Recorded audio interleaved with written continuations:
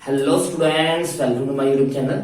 आज हम class +1 physics का एक और नया क्वेश्चन लेकर आए हैं। ये क्वेश्चन जो है वो हमारे लॉज ऑफ मोशन के अंदर incline plane, masses and pulley से रिलेटेड क्वेश्चन है। तो देखते हैं स्टेटमेंट क्या है क्वेश्चन की। क्वेश्चन की स्टेटमेंट है हमारे पास, two blocks of masses 5 kilogram and 10 kilogram are connected by a string passes over a frictionless pulley at the top of the inclined plane as shown in the figure। जैसा कि figure में दिखाया गया। Find the distance traveled by the 5 kilogram block in 2 seconds starting from the rest। पहले तो हम diagram बनाते हैं। डायग्राम में हमें जो है वो गिवन है, दो मासेस है हमारे पास। ये हमारा इंक्लाइन प्लेन है। इंक्लाइन प्लेन जो है वो हॉरिजॉन्टल के साथ 30 डिग्री के एंगल बना रहा है। इंक्लाइन प्लेन के ऊपर हमारे पास जो है वो मास है, जो कि है हमारा 10 किलोग्राम का। यहाँ इसके ऊपर पुली लगी हुई है, यहाँ से एक रोप से बंधा हुआ, स्ट्रिंग से बंधा हुआ, और पुली के ऊपर से होते हुए यहाँ पे हमारा दूसरा मास है। ये वाला हमारा 5 किलोग्राम का है।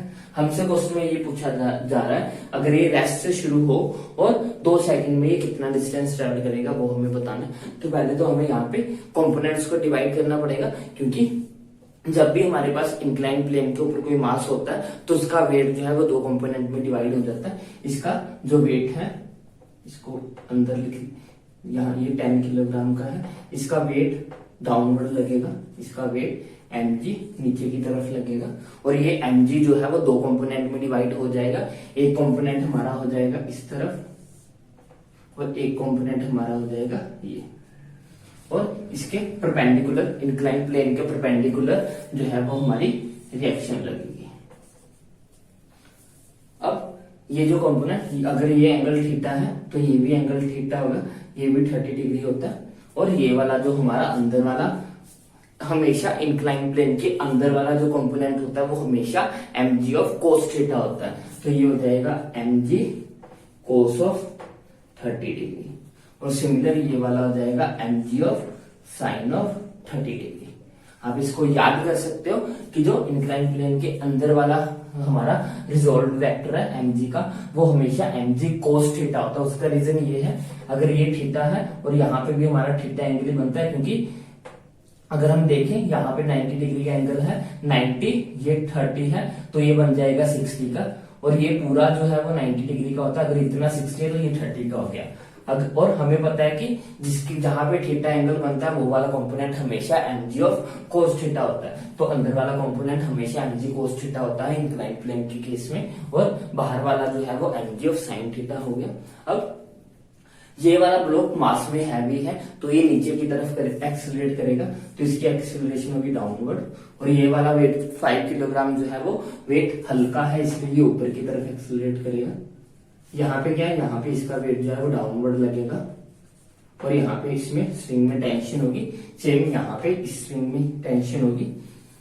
अब अगर हम देखें इसका फ्री बॉडी डायग्राम बनाए 10 किलोग्राम वाले के लिए, 10 किलोग्राम वाले के लिए अगर मैं फ्री डायग्राम बनाऊं तो इसके नीचे क्या है, इसके नीचे है हमारे पास mg ऑफ cos थीटा, ऊपर है रिएक्शन, इस तरफ जो है वो मेरे पास है mg of sin theta, sin 30 degree. ये हमारे 10 किलोग्राम वाले के लिए होगा। अगर मैं 5 kg वाले के लिए बनाऊं, 5 kg वाले के लिए नीचे जो है वो इसका वेट पड़ रहा है mg, और ऊपर इस पे टेंशन है, और इसके इस तरफ जो है वो, इसके इस तरफ जो है वो टेंशन लगेगी। तो ये हो गया हमारे फ्री बॉडी डायग्राम। अब ये वाला ऑब्जेक्ट नीचे की तरफ आ रहा है, मतलब कि ये वाला फोर्स का जो कंपोनेंट होगा वो बड़ा होगा। जिस डायरेक्शन में मूवमेंट होती है, मूवमेंट हमेशा उसी डायरेक्शन में होती है जिस डायरेक्शन का फोर्स बड़ा होता है। अब अगर ये बॉक्स 10 किलोग्राम वाला बॉक्स नीचे की तरफ आ रहा है, अब इसको नीचे लेके आने के लिए कौन सा क्या रिस्पॉन्सिबल है, ये वाला force mg sin theta force इसको नीचे की तरफ खींच रहा है, और mg cos थीटा और रिएक्शन इसको यहाँ इंक्लाइन प्लेन पे बैलेंस करके रखते हैं। तो अगर ये नीचे की तरफ आ रहा है तो इसको नीचे लाने में जो जिस फोर्स का रोल है वो है हमारा mg of sin theta. mg of sin theta ही इसको नीचे की तरफ खींच रहा है। तो अगर ये नीचे की तरफ आ रहा है मतलब कि mg साइन थीटा जो है वो बड़ा है एज कंपेयर टू यहाँ पे जो टेंशन बन रही है।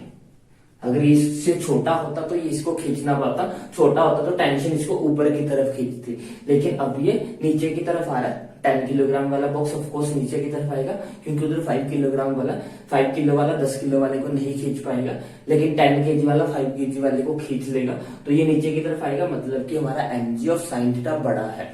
अब ये किसी ना किसी फोर्स के कारण नीचे आएगा, हम मान लेते हैं कि वो F है, F फोर्स के कारण नीचे, वो फोर्स है क्या, वो होगा mg sine of 30 degree minus tension.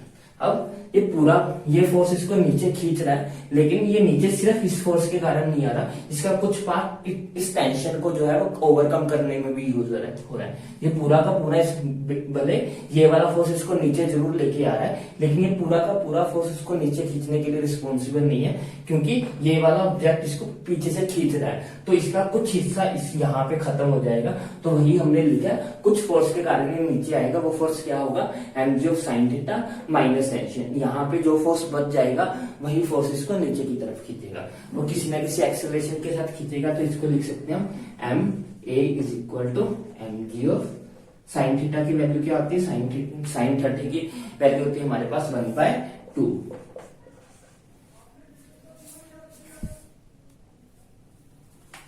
यहाँ पे आ गया हमारे पास माइनस टी। अगर हम यहाँ पे मास की वैल्यू पुट करते हैं, मास है हमारे पास 10, एक्सीलरेशन है a, mass 10, acceleration due to gravity को 10 ले लेते हैं, हाफ माइनस करेंगे इसमें से टेंशन, तो ये हो गया 5, ये हो गया 10a is equal to 50 minus T. ये हो गया हमारे पास फर्स्ट इक्वेशन। अगर हम सेकंड इक्वेशन में चले, फॉर द 5 kg मास, उस पे दो ही फोर्सेस लग रहे हैं और वो किस तरफ जा रहा है, वो ऊपर की तरफ जा रहा है। ऊपर की तरफ जा रहा है मतलब कि टेंशन ज्यादा होगी, इसलिए वो उसको खींच रहा है। तो किसी ना किसी हम मान लेते हैं वो किसी फोर्स से ऊपर उठ रहा है, मान लेते हैं वो F फोर्स है। वो F फोर्स क्या है, टेंशन माइनस उसका वेट। टेंशन ऊपर को खींच रही है लेकिन वेट नीचे की तरफ खींच रहा है, तो इन दोनों को माइनस करके जो बचेगा उस ओवरऑल फोर्स के कारण वो ऊपर की तरफ जाएगा। क्योंकि एक्सेलरेशन पूरी रोप में एक जैसी रहेगी, तो इसकी भी एक्सेलरेशन ए ही होगी, is equal to T minus M G. अगर वैल्यूज पुट करें तो ये हो जाएगा 5a is equal to T minus 5 into 10, तो ये हो गया 50, ये हो गया 50, 5a is equal to T minus 50। तो अब अगर हम यहां से t की वैल्यू निकाल लें तो ये हो जाएगा 5a इज इधर माइनस था तो इधर आके हो गया 50 इज इक्वल टू टी। तो हमारे पास आ गया t की वैल्यू। इस t की वैल्यू को हम यहाँ पे पुट कर सकते हैं फर्स्ट इक्वेशन में, तो हमारे पास हो जाएगा 10a is equal to 50 minus tension की जगह पे 5a प्लस 50। ये हो जाएगा 10a is equal to 50 minus 5a minus 50। ये प्लस माइनस कैंसिल हो जाएगा, ये इधर आके हमारे पास प्लस का हो जाएगा, ये हो गया हमारे पास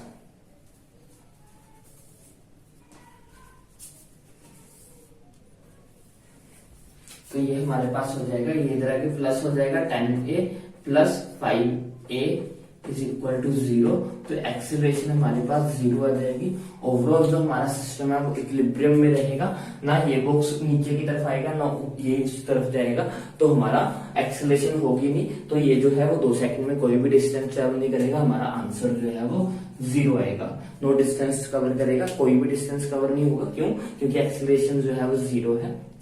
तो आई होप आपको समझ में आया होगा। अगर आपको कोई भी डाउट हो तो आप कमेंट सेक्शन में लिख सकते हो। अगर आपको वीडियो अच्छी लगी हो तो इसको लाइक करें, शेयर करें, चैनल को सब्सक्राइब करें। Thanks for watching, bye bye, take care.